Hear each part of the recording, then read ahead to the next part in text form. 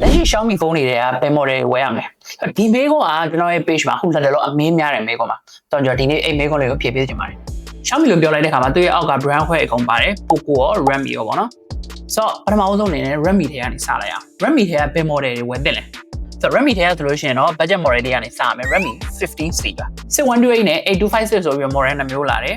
နှစ်မျိုးစလုံးကလည်းဘတ်9000ဝန်းကျင်လေးပဲရှိတယ်ဒီဇိုင်းတော့တခြား brand တွေမှာသူ့လောက်ကောင်းတဲ့ specs ရကြမှာရမယ်ဆိုတော့ဘတ်9000အောက်မှာကိုကဖုန်းအသစ်တစ်လုံးရှာနေပြီဆိုလို့ရှိရင်တော့ Redmi 15C ကလုံးဝကိုစဉ်းစားသင့်တဲ့ထဲမှာပါပါတယ်Okay သူ့ထက်နောက်ထပ်ဘတ်2000ဝန်းကျင်လောက်ထပ်ပြီးသုံးလိုက်မယ်ဆိုရင်ကျွန်တော်ဘာရနိုင်လဲဆိုတော့ Redmi Note 15ရနိုင်ပါတယ် 4G version ကို9000နဲ့ 5G version ကို8600လောက်တော့ရှိမယ်ကျွန်တော်တို့ Redmi Note 15ကိုရိုးရိုး Redmi 15 model ထက်ပိုပြီး recommend နေတယ်။ဘာဖြစ်လဲဆိုတော့ Note series ကပြောမယ်ဆိုလို့ရှိရင်ဒီ number series ထက်စားလို့ရှိရင် CPU ဘိုင်းရော battery ဘိုင်းရော camera ဘိုင်းတွေမှာအဖက်ဖက်ကပိုပြီးသားလို့ပါ။ Okay ဆိုတော့ဒါကတော့ဘတ်1000မှာလုံးဝအောင်ရွေးတဲ့ Redmi model တွေပါ။ဆိုတော့ကိုကအဲ့ထက်နည်းနည်းလေးပိုပြီးတော့သုံးမယ်။ဘတ်1000ဝန်းကျင်လောက်ဖြစ်သွားပြီ။ဆိုလို့ရှိရင်တော့ Redmi Note 15 Pro ကနေစပြီးရွေးလို့ရပါတယ်။ဆိုတော့ Redmi Note 15 Pro ကရိုးရိုး Note 15ထက်စားလို့ရှိရင် build quality ဘိုင်းပိုကောင်းမယ်ပြီးတော့ camera တွေ CPU တွေစသဖြင့်ပေါ့နော် Note 15 Pro နဲ့ပတ်သက်ပြီးပြောစရာတော့တစ်ခုပဲရှိတယ်ဘာလို့လဲဆိုတော့ RAM 8GB ပဲပါတာပါ Okay ဆိုတော့ကိုက RAM 8GB version နဲ့ဖုန်းတွေမသုံးချင်ဘူးဆိုလို့ရှိရင်တော့သူထက်ဈေးနည်းနည်းပိုသုံးပြီးတော့ရွေးတင်တာတော့ Redmi Note 15 Pro Plus ပါ Redmi Note 15 Pro Plus က CPU မှာဆိုလို့ရှိရင် Snapdragon 7 Gen 4လိုမျိုးတွေသုံးပေးထားတယ်200 megapixel ပြီးတော့လို့ရှိရင်အကျန်းခံတာကလည်းတော်တော်လေးမှအကျန်းခံတယ်ဒါသူ့ရဲ့အဓိကအသားချက်လို့လည်းပြောလို့ရပါတော့ဆိုတော့ Redmi Note 15 Pro Plus က Redmi ထဲမှာအမြင့်ဆုံးကိုင်ကျင်တဲ့သူတွေအတွက်ဆိုလို့ရှိရင်တော့ရွေးတဲ့ဖုန်းပါ Okay ဆိုတော့ Redmi ပြီးတော့သူ့ရဲ့နောက်ထပ် brand ဝယ်တစ်ခုဖြစ်တဲ့ Poco ဘက်ကိုသွားအောင်ဆိုတော့ Poco မှာဆိုလို့ရှိရင်တော့ C series ရှိမယ် M series ရှိမယ်ကျွန်တော်တို့ C series ကို skip လုပ်ချင်တယ်ဆိုတော့ M series ကတော့ပြောမှဆိုရင် battery ဘိုင်းအသားပြည့်တဲ့ဖုန်းတွေပါဒါပေမဲ့ကျွန်တော်က M series ကိုလည်းထပ်ပြီးတော့ skip လုပ်ချင်တယ်ဆိုတော့ M series ကိုရွေးမယ်စာ Redmi ထဲမှာ stable ဖြစ်ဖြစ် global ဖြစ်ဖြစ်ပေါ့နော် Note 15တို့Redmi 15တို့ရွေးတာပိုပြီးတော့မှပတ်ချစ်တိုက်ပါလိမ့်မယ် Poco ထဲကဘယ်ကနေစပြီးရွေးသင့်လဲဆိုတော့ Poco အခုလက်ရှိထွက်ထားတဲ့ X6 Pro series ကနေစပြီးရွေးသင့်ပါတယ်ဆိုတော့ X series ကပြောမယ်ဆိုလို့ရှိရင် performance နဲ့ battery ဘိုင်းကိုအသားပေးရပါဆိုတော့ဟိုက gain တွေလည်း share ဆော့ကျင်တယ် battery ကလည်းအားလုံးဝခံရမယ်ဆိုလို့ရှိရင်တော့အခုလက်ရှိထွက်ထားတဲ့ Poco X6 Pro ကနေစပြီးတော့စဉ်းစားသင့်ပါတယ်ဒီထဲမှာတစ်ခုရှိတာကကိုက gain တွေ share ဆော့မဲ့သူဖြစ်တဲ့အတွက် RAM 8GB ကတိတ်ပြီးတော့လုံလောက်မယ်လို့တော့မထင်ဘူး multitasking ညားတဲ့သူတွေအတွက်ပေါ့နော် Poco X6 Pro ဝယ်မယ်ဆိုလို့ရှိရင် RAM 12GB version ကနေပြီးတော့စပြီးတော့စဉ်းစားဖို့အကြံပေးချင်ပါတယ် Poco X6 Pro က RAM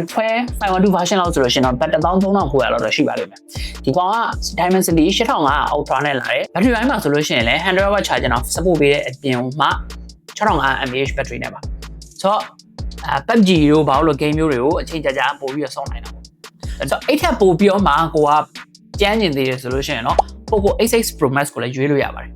Poco X6 Pro Max ကတော့ Dimensity 9500S နဲ့လာတယ်ဒါပြောမယ်ဆိုလို့ရှိရင်တခြား brand တွေရဲ့ flagship level နီးပါးဖုန်းတွေမှာသုံးပေးထားတဲ့ chipset ပါ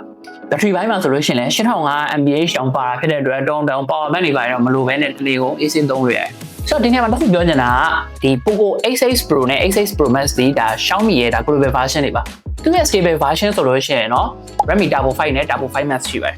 ကျွန်တော်တို့ Turbo 5နဲ့ Turbo 5 Max ထက်စားလို့ရှိရင် Poco X6 Pro နဲ့ X6 Pro Max ကိုပိုပြီး recommend ပေးပါတယ်ဘာလို့လဲဆိုတော့ global version မို့လို့ပါ Okay ရတယ်ကွာ stable လည်းကိစ္စမရှိဘူး game တီးတန်းဆုံးဖို့ပဲဝယ်ချင်တယ်ဆိုလို့ရှိရင်တော့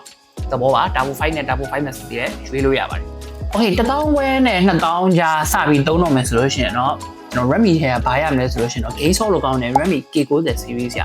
Redmi K90 ရဲ့ Redmi K90 Pro Max သူရဲ့ global version ကြပြန်တော့ Poco F8 Pro နဲ့ Poco F8 Ultra ဆိုတော့ဒီနေရာမှာကျွန်တော်က game share ဆော့မဲ့သူတွေအတွက် Redmi K90 နဲ့ K90 Pro Max ကို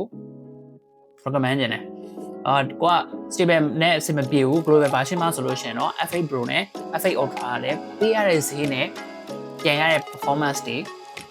quality တွေကတန်တယ်လို့မြင်ပါတယ်နောက်ပြီးတော့ Redmi ထဲကဒီ K series ထဲမှာ global မှာမရှိသေးတဲ့ကောင်ကတော့ Redmi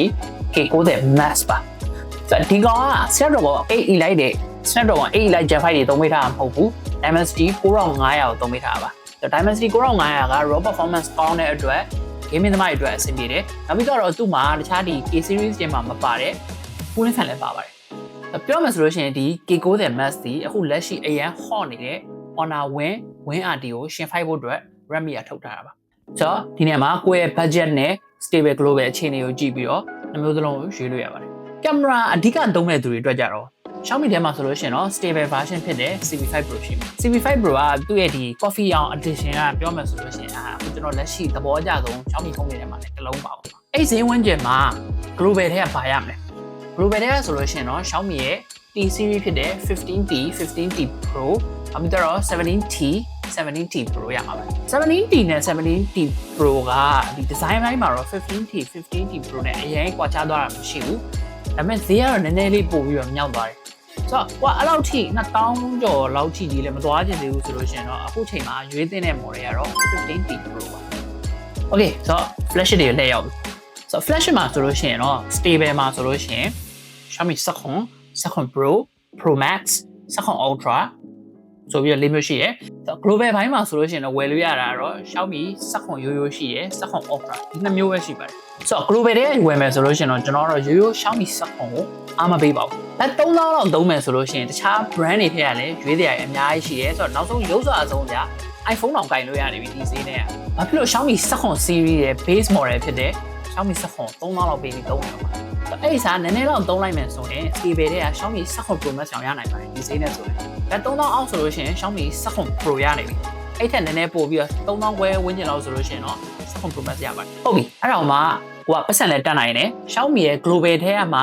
latest and greatest ဖြစ်တဲ့ camera အကောင်းဆုံး performance အကောင်းဆုံးမှာလိုချင်တယ်ဆိုလို့ရှိရင်တော့17 Ultra global version ကိုရဲရဲကြီးတာရွေးလိုက်ပါ Okay ဒီလောက်ဆိုလို့ရှိရင် Xiaomi Poco Redmi ဒီထဲကဘယ် model လေးရကိုနဲ့ကြိုက်မယ်ဆိုတာသိသွားတော့ပြီဖြစ်ပါတယ်ဘယ် model လေးရကိုနဲ့ကြိုက်မယ်ဆိုတာတော့သိသွားပြီဒါပေမဲ့ဘယ်မှာဝယ်ရမယ်မသိဖြစ်နေသေးတယ်ဆိုလို့ရှိရင်တော့ကျွန်တော်စီမှာအခုပြောသွားတဲ့ model လေးတွေကိုလာရောက်မှာယူလို့ရပါတယ်ထိုင်းနိုင်ငံရဲ့ဘယ်နေရာမှမဆိုအင်ရောက်ပို့ဆောင်ပေးပါတယ်ဆိုတော့ဗီဒီယိုလေးကိုဆုံးဖြတ်ကြည့်ပေးတဲ့အတွက်အားလုံးကျေးဇူးတင်ပါတယ်ဆိုတော့နောက်ထပ်ဗီဒီယိုတွေမှာဘယ် brand တွေရဲ့ဘယ် model တွေကိုရွေးရမယ်ဆိုတာကျွန်တော်ထပ်ပြီးတော့ပြောပြပေးမှာဖြစ်တဲ့အတွက် like and follow လုပ်ပေးထားဖို့မမေ့ပါနဲ့